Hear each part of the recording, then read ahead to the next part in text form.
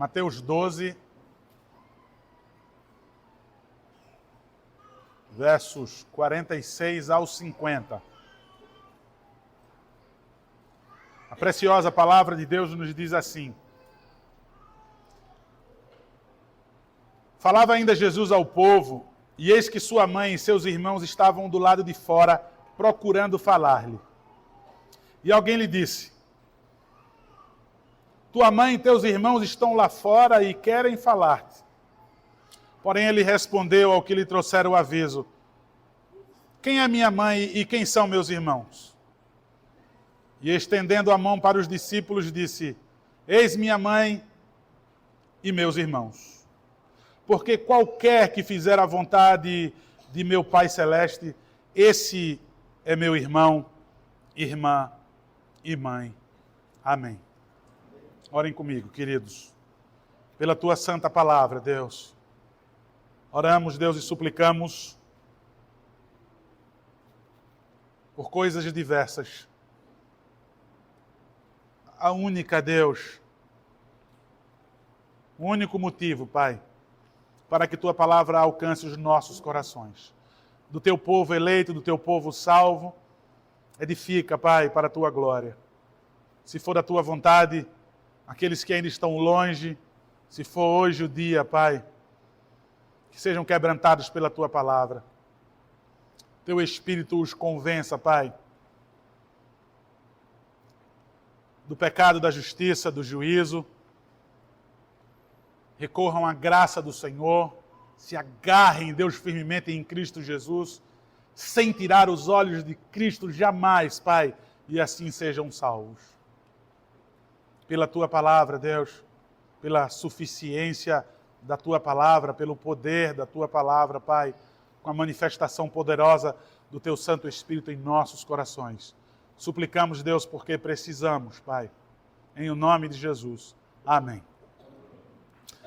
Amados irmãos, sobre o valor, cantamos muitas vezes, e cantamos muito, né? Você tem um valor, e essa música ficou, né, em nossos corações, e quantas vezes ainda cantamos ou nos lembramos dessa música, que ela é direcionada para o homem, né? Eu não concordo que seja cantada num culto.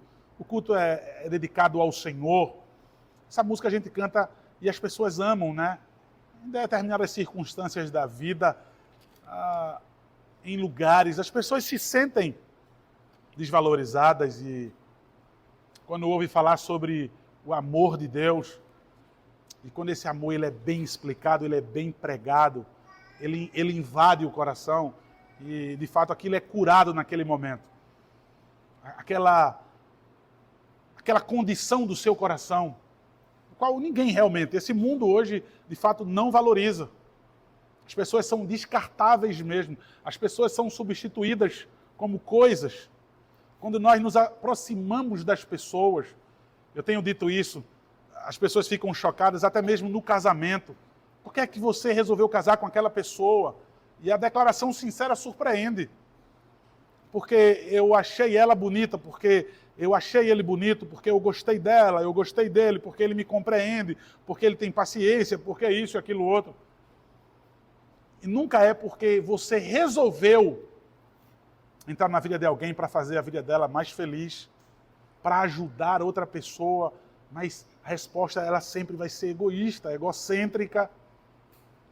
Mas o que nós buscamos é isso, é nos sentir valorizados e nos sentirmos amados. Esse pequeno texto, ele dá uma lição maravilhosa para a gente, dessa demonstração afetiva do Senhor Jesus, do qual ele não vai fazer acepção de pessoas nesse sentido. Ele não vai fazer. Eu tenho mostrado que ele faz acepção de pessoas até quanto aos eleitos. Um dos textos que eu mais uso é as parábolas. Por que o Senhor fala por parábola? Porque eu quero que vocês entendam e eu quero que aqueles ali não entendam. Mas quanto à questão do amor, quanto à questão de mostrar, até para as pessoas que ele curou e nunca nem sequer agradeceram, nunca se renderam a ele, mas já todo mundo que chegou a ele demonstrou compaixão. Aqui nesse texto, rodeado com muita gente, sua família consanguínea não conseguia se aproximar dele. Ele mostrando seu afeto para todo mundo que chegava até ele, ele curava. Agora, ele com os seus discípulos, as pessoas mais próximas, certamente aquela casa estava cheia de gente. O texto nos diz que alguém avisou seus irmãos, sua mãe, eles estão lá fora. Irmãos, algumas pessoas usam isso para atacar o catolicismo romano. Para dizer, olha, observe que a mãe de Jesus, ela nem tinha privilégio. Ela era mãe dele e ela nem tinha privilégio de ter acesso à sua presença. Irmãos, o foco não é combater e agredir o catolicismo, ainda que seja, eu não estou defendendo uma igreja apóstata, tá? Eu não estou defendendo de forma nenhuma, mas, irmãos, usar esse texto para colocar como se Jesus estivesse desvalorizando a sua mãe ou desrespeitando sua mãe. Quando nós lemos em João, ele pedindo para os seus discípulos cuidarem da sua mãe no momento da sua morte. Então, esse texto em nada, eu quero que vocês entendam como ele desvalorizando a sua mãe. De forma nenhuma. O texto mostra com clareza que nem ela vai impedir a sua obra. Nem ela, nem os seus irmãos consanguíneos, a sua família consanguínea, vai impedir dele continuar a obra ou ditar algumas coisas. Mas existe um motivo, irmãos, do porquê é que eles chegaram naquela casa. E esse é um dos motivos que a gente se pergunta no texto. Por que é que eles chegaram lá para falar com ele? O que é que eles queriam falar de tão importante com o Senhor Jesus? Então a gente vai para Marcos. E a gente, então, no texto de Marcos, nós vamos ver que os seus parentes aí, não vai dizer a mãe, em Marcos capítulo 3, não vai dizer que foi a sua mãe, vai dizer os seus parentes. Eles chegaram até Jesus e procuraram Jesus porque ele estava fora de si. Eles queriam intervir. Eles queriam pegar Jesus ali e dizer, vamos parar. Em Marcos 3, se você ler, você vai ver que eles dizem, olha, ele está fora de si, e logo depois os seus opositores vão dizer, ele está endemoniado, que é o texto que nós vimos, que eu já disse a vocês que o relato nem sempre está numa ordem cronológica. Em Marcos vai ser logo depois disso aqui, é que vão dizer que ele está possuído por demônios. Então, irmãos, é a primeira coisa que nos chama a atenção no texto. O que as pessoas diziam de Jesus? O que é que as pessoas pensavam de Jesus? O que é que as pessoas pensam de você por causa da sua fé e porque você tem sido alguém usado nas mãos do Senhor? Mas vamos lá, por causa da sua fé. O que é que as pessoas pensam? O que é que elas dizem de você? E o conceito delas acerca da sua pessoa lhe intimida, lhe constrange, lhe faz parar? Observe, irmãos, tudo indica, é isso mesmo, Jesus não está bem. Ele tem feito coisas, ele tem dito coisas e tem criado uma oposição enorme. Então, para a mãe dele e para os irmãos, segundo o relato de Marcos, certamente ele tinha passado do limite. Ele estava radical demais e isso ia colocar ele numa situação terrível. Esse é o motivo da família procurar ele. Veja, os seus irmãos querem falar com você. Eis o motivo da resposta dele, que parece abrupta, parece ríspida e parece desrespeitosa. Mas de forma nenhuma é isso. Olha, tua mãe está aí, os teus irmãos. Ele olha para os discípulos, ele olha para os mais íntimos ali, ele estende a mão, aponta para os discípulos e diz, quem é minha mãe e os meus irmãos? Esse relato ele é surpreendente e apesar de muitas vezes a gente ler superficialmente e fazer pouco caso. A declaração honrosa que foi feita àquelas pessoas. Que declaração maravilhosa! Qual é o título? Qual é o status? A quem é que eu quero ser associado? Com quem eu quero ser comparado? Eu quero ser chamado de quê? Qualquer. Essa foi a expressão que ele usou. Qualquer. Você pode se sentir uma pessoa privilegiada, você pode se sentir uma pessoa, e aí, com toda a sua altivez e orgulho, você pode se sentir mais do que as pessoas. Em determinadas circunstâncias da vida, em alguns lugares e com algumas pessoas, certamente você se sentiu um qualquer. Aquelas pessoas ali, irmãos, que tinham abandonado tudo, aquelas pessoas também estavam sendo mal faladas, aquelas pessoas também estavam sendo marginalizadas pelos seus familiares, pelos seus amigos. Certamente, se eles desistissem, não tinha como voltar aos seus empregos. Eles tinham radicalmente transformado as suas vidas. Jesus Cristo, então, dá esse título honroso a eles. Qualquer. Irmãos, de qualquer, então eles recebem o título de família de Jesus. Queridos, a gente vai para Salmo capítulo 27, no versículo 10, que nos diz: ainda que tua mãe e teu pai te desamparem, o Senhor diz: eu não desampararei vocês. Veja, que segurança e que conforto, ainda que eu me sinta pelo mundo todo desamparado, eu tenho uma família. E vocês sabem, queridos, na maioria das vezes isso não causa efeito nenhum, isso não causa impacto profundo nenhum em nossos corações, porque na verdade eu quero o sorriso daquela pessoa, porque eu quero a aceitação daquelas pessoas. A paternidade, você ser um filho da aliança, você se tornar filho de Deus como é, olha, e recebereis poder. Então é com poder que vocês recebem essa filiação para se tornarem filhos de Deus. Por natureza, como Efésios diz, éramos todos não filhos de Deus, mas filhos da ira. Mas recebendo o poder, nos tornamos filhos de Deus. Isso não gera muito impacto, isso não traz muito conforto. Eu continuo ainda triste porque eu não fui aceito pelas pessoas, pelaquele meio, quando jamais eu deveria me sentir desse jeito. Se eu levasse em consideração quem me ama e quem me trouxe, quem me fez da sua família. Quem me adotou, a maravilhosa doutrina da adoção. Quem me adotou, me deu o seu nome e me deu a herança. Eu sou co-herdeiro com Cristo Jesus. Tudo aquilo que foi dado a Cristo Jesus, veja, foi dado a mim também, que coisa maravilhosa. Eu também recebi isso. Nós ficamos entusiasmados quando são coisas do mundo, quando são coisas materiais, exultamos, festejamos, quase que não dormimos de tanta alegria. Mas, queridos, olhando para o nosso coração em meio a qualquer dificuldade da vida, eu saber que o meu maior problema foi resolvido. Eu tenho o Pai, eu tenho o Deus Todo-Poderoso, o Senhor dos Exércitos como Pai. Essa aproximação dada por Jesus Cristo. A intimidade é tão grande que eu posso chamá-lo de Pai. Eu me tornei a menina dos seus olhos. O Espírito agora tem ciúme, Deus tem ciúme daquele cuidado, daquele zelo por nossas vidas. De um qualquer, eu então me torno filho de Deus. Jesus Cristo diz, veja, qualquer. Mas ele diz qualquer, ele coloca então uma terceira coisa.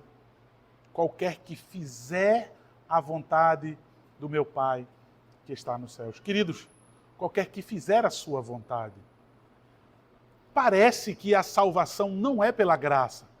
Parece que a salvação é pelas obras. Não é isso, isso é apenas a evidência de alguém que foi salvo pela graça. É a evidência de alguém que crê. Qual é a resposta natural? Qual é a reação natural de alguém que foi transformado em filho de Deus? De alguém que foi salvo pela graça?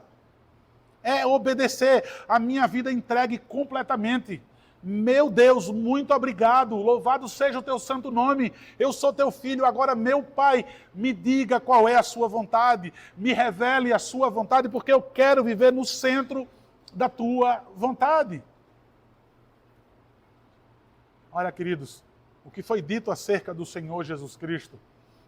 Quantos problemas nós temos lido até agora? Eu tenho dito que as coisas têm afunilado para o Senhor Jesus Cristo. Eu tenho dito que as coisas estão culminando e piorando cada vez mais para Ele. Quanto mais Ele realiza a vontade de Deus, as coisas apertam para Ele. Ele começa a perder o prestígio, o espaço entre os homens. Quem propôs dar o mundo todo e a glória do mundo foi Satanás. É isso que Satanás propõe. O reino dos céus, como nós lemos em Atos, é através de muitas tribulações. Mas veja, eu não temo. Como uma criança que se esborracha no chão, ela corre para os braços do seu pai, e ali ela para de chorar, e ali ela se sente, ela está com medo de alguma coisa, ela corre para a cama procurando o seu pai, para o quarto do seu pai, ela grita pelo seu pai. As coisas estão culminando cada vez para pior para o Senhor Jesus Cristo. A família já não acredita mais. A família já não acredita mais nessa fé dele. Olha, enquanto você estava lá no Sermão do Monte, todo mundo lhe ouvindo, era uma multidão ouvindo vocês, ouvindo você, isso era maravilhoso. Eu senti orgulho de você. Nós sentimos orgulho. Mas agora está todo mundo falando mal de você. E pior, agora as pessoas estão querendo lhe matar. E mesmo assim você não para. E mesmo assim você não cede. E mesmo assim você não muda. E mesmo assim você não abre mão dessa sua convicção. Ele é o exemplo, irmãos, de filho. Ele, o Cristo que está pregando, que está falando isso aqui, ele é o exemplo de obediência perfeita. Obediente até a morte e a morte de cruz. Veja, irmãos, carnalmente falando, qual é o benefício, irmãos, que teve esse pregador? Que teve esse pastor, o supremo pastor? Qual foi a glória que ele recebeu entre os homens?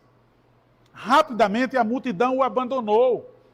Rapidamente a multidão já murmurava. Cada um já tinha um ponto de vista negativo sobre ele. E agora a família. Então se uniu a família e se uniu agora o mundo, que eu chamo aqui os fariseus de mundo evangelical, a igreja moderna. Os crentes, todo mundo se reuniu e concordam.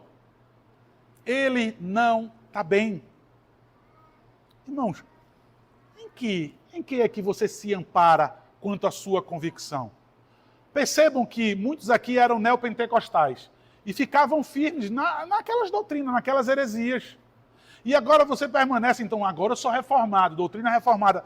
Mas veja, você tem uma convicção talvez de um bolo, de uma massa, de um grupo, de uma moda, que também é moda hoje, a questão da fé reformada. Mas a sua convicção está baseada em quê? Veja, olhemos para Cristo, irmãos. Veja, por que é que ele tinha tanta convicção a ponto de perder a sua vida?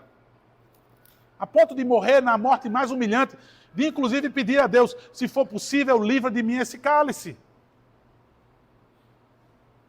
É muita humilhação, inclusive eu vou ser desamparado pelo meu pai.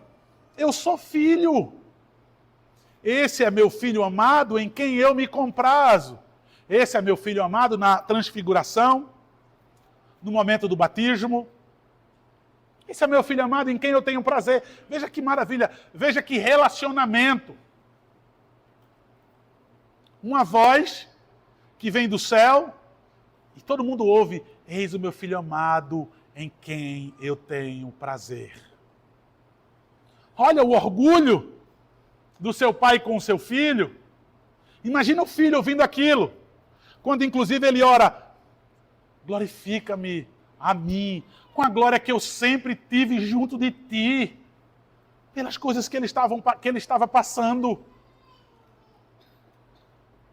Isaías 53:10, Deus se agrada em moer. Em moer quem? Em triturar, em esmagar quem? O filho. Essa é a linguagem. Essa é a palavra. Deus se agradou em moer o filho e fazê-lo enfermar.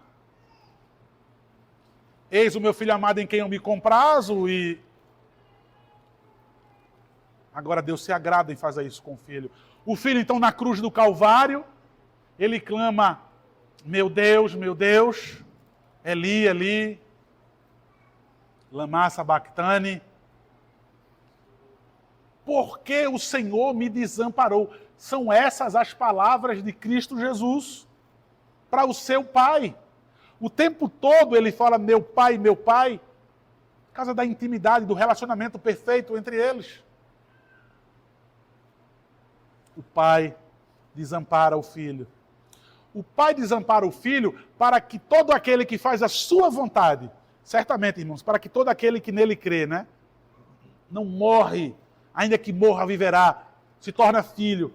Mas veja, irmãos, todos aqueles que em resposta a um chamado sincero, a uma conversão genuína,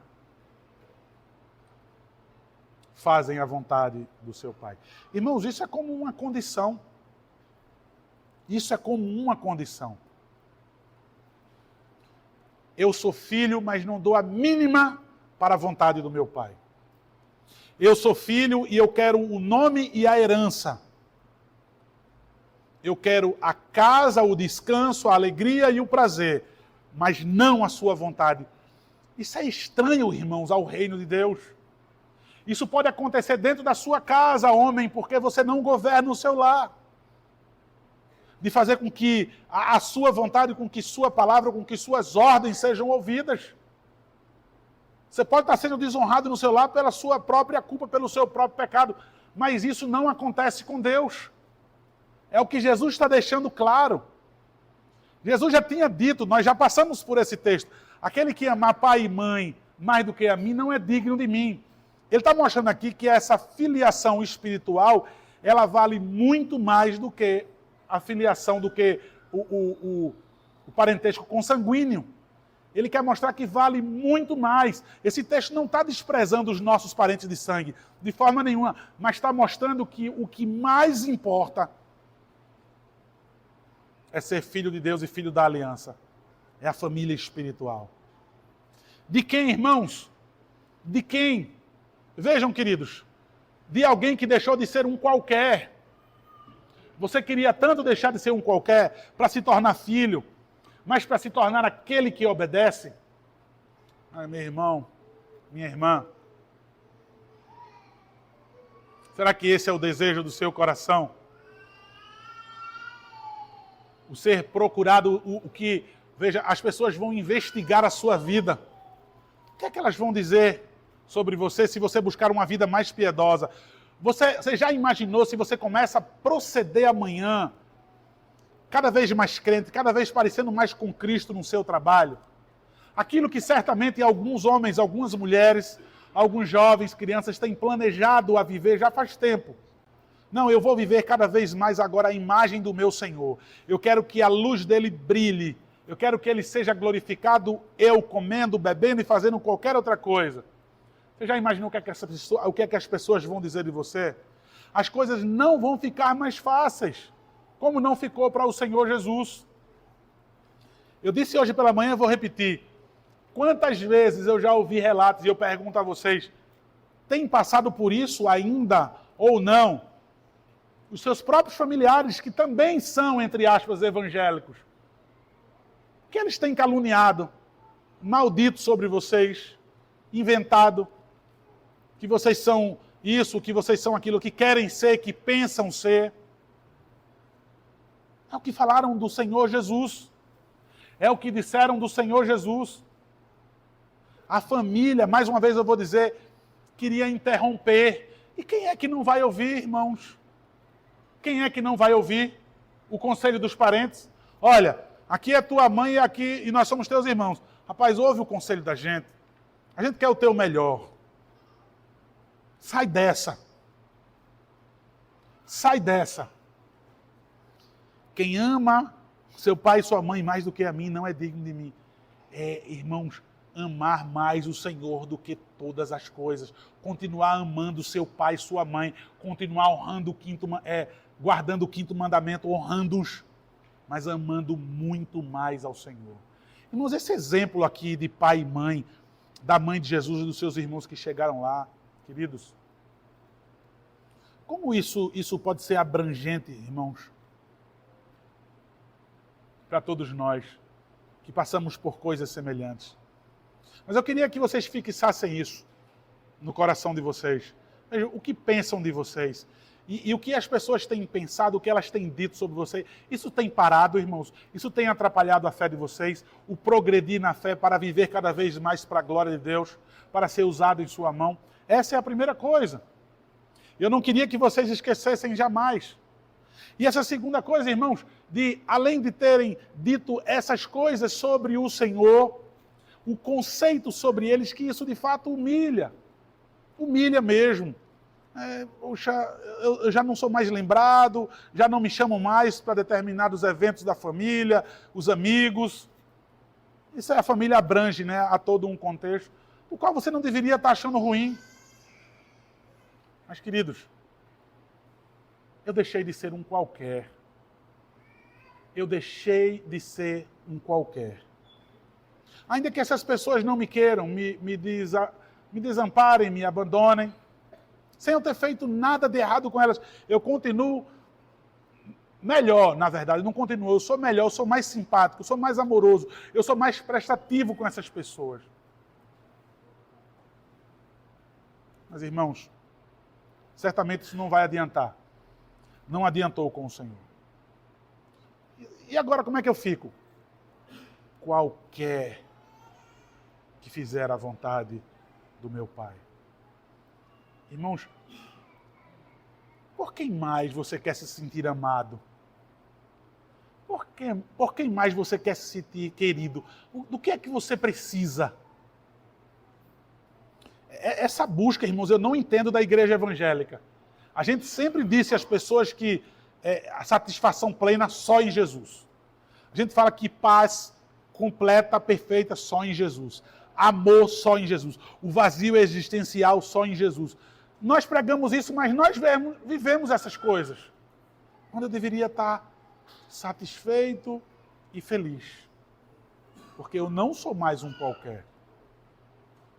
Ainda que digam, ainda que tratem você, você não é um qualquer. Você é um filho de Deus. Com o nome e com a herança maravilhosa que Ele tem para te dar. E aí, queridos, o fazer. O fazer que te coloca uma condição. Você tem feito? Você tem feito a vontade de Deus? Deixa eu ser mais claro para que você fuja desse auto-engano, que você insiste em se enganar. Você não dá a mínima para a vontade dEle? Você nunca deu e não dá a mínima para a vontade dEle? Você só tem medo de uma coisa, de acordar no inferno, mas é o lugar que você pode acordar, se você não tiver como pai, e se você não fizer a vontade do seu pai, porque é isso que prova a você mesmo que você é filho. E não é a sua autodeclaração, não é você que carimba o passaporte para o céu. Não é você que assina lá o meu espaço, o livro da vida. Você quer uma evidência? Prove isso para você mesmo. Já que as pessoas que se dizem evangélicas no mundo não são relevantes, pelo contrário, fazem vergonha, eu quero começar pelo teu interesse em conhecer a vontade de Deus. Quantas vezes você recorre à vontade de Deus na semana? Você busca, você rebusca, você mergulha para procurar a vontade de Deus. O que foi que você perdeu durante essa semana, esse mês e esse ano, porque você não negociou quanto à vontade de Deus? Eu não vou querer isso e eu não vou fazer isso porque não é a vontade de Deus. Eu vou perder tudo porque eu já ganhei tudo. Então, se você não se interessa em conhecer a vontade, como é que você diz que faz a vontade? E se você não faz a vontade, como é que você diz que é filho? O que é dito pelas pessoas, você se importa. Muda, é constrangido, fica inibido e fica tímido. Quer, inclusive, demonstrar outra coisa. Não quer ser considerado e quer ser aceito, não quer ser considerado um qualquer, quero ser aceito. Se esforça para isso. Mas o quanto a fazer a vontade de Deus, há uma preguiça, há uma timidez, há uma negligência. Queridos, há exemplo daquele que é filho, o único filho, o unigênito do Pai, que fala essas coisas, por meio dele. Vejam só, que graça maravilhosa. Por meio dele, para quem ele estava falando. Ele disse, nessa noite mais uma vez, veja, não importa o que dizem de você, não importa quem quer que diga sobre você, que você não tem valor, que você não é, você sai, você deixa de ser aquilo para aquelas pessoas, ou até mesmo se você já foi um dia, para se tornar meu filho, para se tornar meu filho, para ser amado por mim, todo o meu olhar, toda a minha atenção e todo o meu carinho para você. E para realizar a sua vontade, irmãos, sua vontade que é boa, perfeita, agradável, você experimentar a vontade do seu Pai, que jamais vai pedir coisas terríveis, jamais esse Pai vai pedir que você peque, jamais esse Pai vai pedir algo que lhe desonre. Muito pelo contrário, ainda que você passando por dificuldades, que você seja provado, é Ele forjando a sua vida, te fazendo mais forte, te fazendo mais sábio, te dando oportunidades de receber galardões. É esse o relacionamento do pai com o filho. Que nessa noite você se sinta amado desse jeito. Que nessa noite você tenha orgulho de receber o nome do Senhor, de ser filho da aliança. Que você tenha orgulho de não fazer mais a sua própria vontade ou a dos homens para que seja aceito, mas custe o que custar fazer a vontade do Senhor. Que essas três coisas elas possam ser fixadas nos seus corações, que isso tenha um peso e que assim jamais vocês esqueçam. É por isso que eu posso dizer que vocês têm um valor. Ainda que eu não te valorize, veja, você tem esse valor. O sangue de Cristo Jesus, o sacrifício substitutivo mostra o valor que você tem, para que você seja também agora amado, para que você também se torne filho, para que você possa ser procurado, veja, naquele dia, para que você possa ser procurado, e o seu pai diga, entra, servo amado, no gozo do teu Senhor. Assim como procuraram Jesus, que você seja procurado por ser um servo fiel, por ser uma serva fiel, que sempre fez a vontade de Deus, porque tem o seu nome. Amém, queridos? Que Deus nos abençoe.